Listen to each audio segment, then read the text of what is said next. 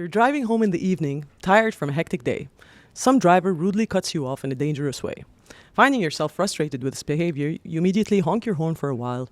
Pedestrian gives you a dirty look and maybe even screams at you. We all have to be annoyed because he cut you off. Examples of blame and holding one another morally responsible are ever present in our daily lives. Hi, my name is Bana Bashour. I'm an associate professor of philosophy and the director of general education at AUB. I recently published a book with Routledge called How We Blame, A Theory of Moral Responsibility. In this book, I present a new account of moral responsibility that gets away from technical philosophical issues like free will and determinism. I argue that our understanding of moral responsibility has to be grounded in the way we actually interact with each other.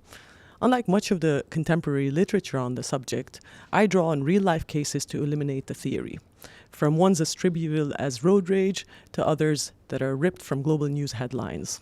On my account, when blaming one another, we often care if the person violated an expectation we have of them and why they did so. To put it in technical terms, a justified attribution of moral responsibility involves justified attributions of intentional states and justified perceptions of norm violations. The car driver who cut you off may have seemed to you to be selfish and careless about endangering others, and the pedestrian was frustrated with you because you were so concerned with your own blame that you didn't pay enough attention to how your reaction bothered others.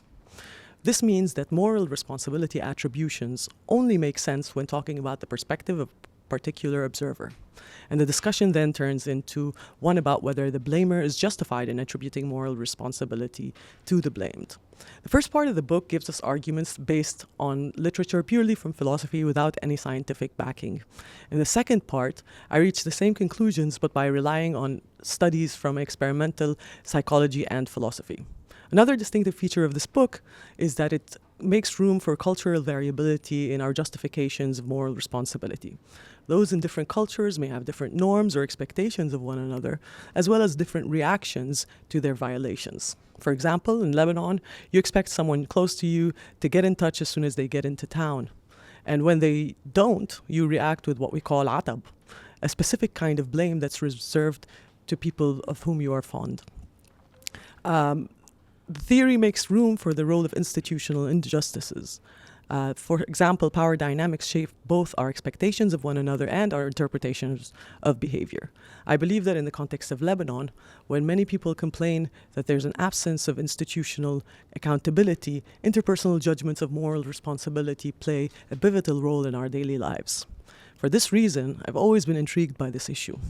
If you've been similarly intrigued and find yourself trying to understand how we react to one another's behaviors and what makes such reactions justified, I invite you to read this book and reach out to me for conversations on this issue.